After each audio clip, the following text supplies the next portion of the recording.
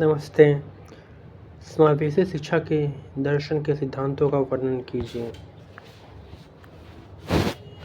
समावेशी शिक्षा के दर्शन के सिद्धांतों का वर्णन।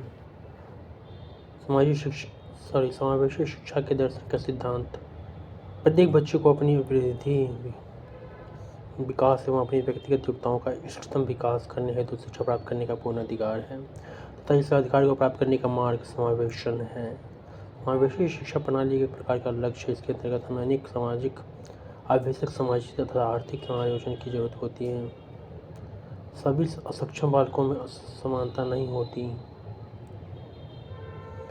इन बालकों में केवल अपनी एक जैसी दैहिक क्षमता एवं असमर्थता के स्तर पर ही भिन्नता नहीं होती, अपितु इनमें अपने व्यक्तित्व के आधार पर भी विभिन्नता पाई जाती है।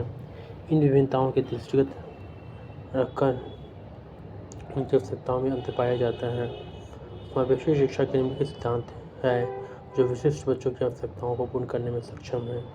व्यक्तिगत विभिन्नता का सिद्धांत, प्रिंसिपल ऑफ इंडिविजुअल डिफरेंसेज। व्यक्तिगत विभिन्नता दो प्रकार की होती है। जो व्यक्ति आपसी भिन्नता, व्यक्ति की स्वयं भिन्नता, इनको इस तरह भी समझा जा सकता है कि कुछ बालक दूसरे बालकों से ज़्यादा गुणों में सर्वथा पृथक होते हैं, जिनकी शिक्षा के प्रति विशेष लगाव होता है।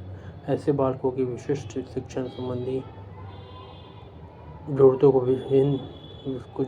को विशिष्ट शिक्षा के द्वारा पूर्ण किया जाना आवश्यक होता है। भेद रहित शिक्षा का सिद्धांत, principle of non discriminating education. समावेशी शिक्षा समाज के किसी वर्ग विशेष या समूह विशेष के लिए नहीं है। इस शिक्षा का मुख्य उद्देश्य समाज के सभी वर्गों एवं सभी समूह को शिक्षा प्रदान करना है। इनकी नीतियों एवं कार्यक्रमों को इस प्रकार लचीला बनाया जाना चाहिए कि कोई भी बालक शिक्षा से वंचित न रहे।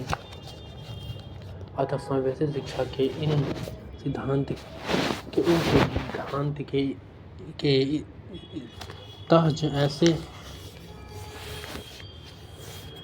बच्चों की पहचान की जानी चाहिए जिन्हें विशेष शिक्षा प्रदान करने की आवश्यकता है, ताकि उन्हें दी जाने वाली शिक्षा का उपयुक्त स्वरूप निश्चित किया जा सके। इस हेतु प्रत्येक बालक की व्यक्तिगत रूप से परीक्षा ली जानी चाहिए।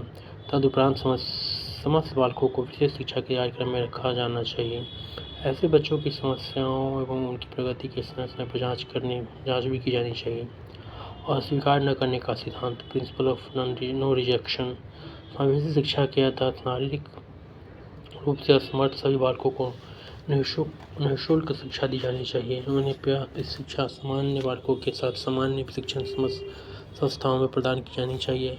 इन सामान्य शिक्षण संस्थाओं में प्रवेश हेतु अशक्त बालकों के लिए किसी प्रकार के प्रमाण पत्र की आवश्यकता नहीं होगी तथा किसी भी शिक्षण संस्था को इन बालकों को स्वीकार करने अथवा न करने का विकल्प नहीं दिया जाना चाहिए।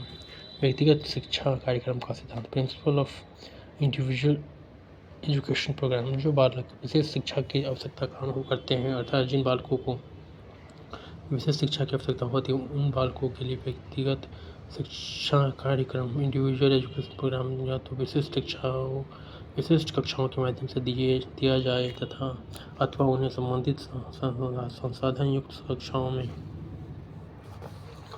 जहां उन्हें संबंधित विभिन्न प्रकार की तकनीक एवं सहायक सामग्री विद्यमान हो दिया जाना चाहिए। इस तरह की शिक्षा इन अशक्त बालकों की वर्तमान कार्य प्रणाली एवं विशेष आवश्यकताओं के अनुकूल होनी चाहिए। इस हेतु अभिक्रमिक अनुदेशन की भी प्रयोग में लाया जा सकता है। नियंत्रित परिवेश का सिद्धांत, प्रिंसिपल ऑफ रेस्ट्रिक्टिव एनवायरनमेंट। जहाँ तक संभव शारीरिक रूप से अशक्त बच्चों एवं अन्य समान बच्चों की शिक्षा एक ही कक्ष में एक साथ होनी चाहिए। ऐसी कक्षा सामान्य हो सकती है। सामान्य कक्ष अशक्त बच्चों को न्यूनतम बाधा उत्पन्न करने वाला परिवेश प्रदान करता है।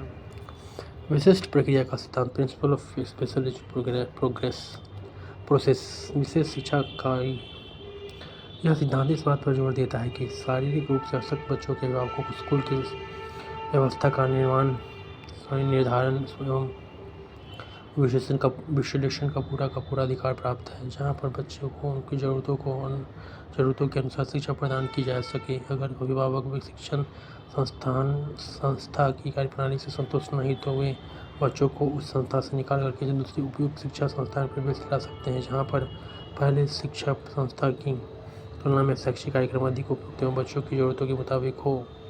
अभिभावकों के सहयोग का सिद्धांत प्रिंसिपल ऑफ पेरेंटल कोऑपरेशन।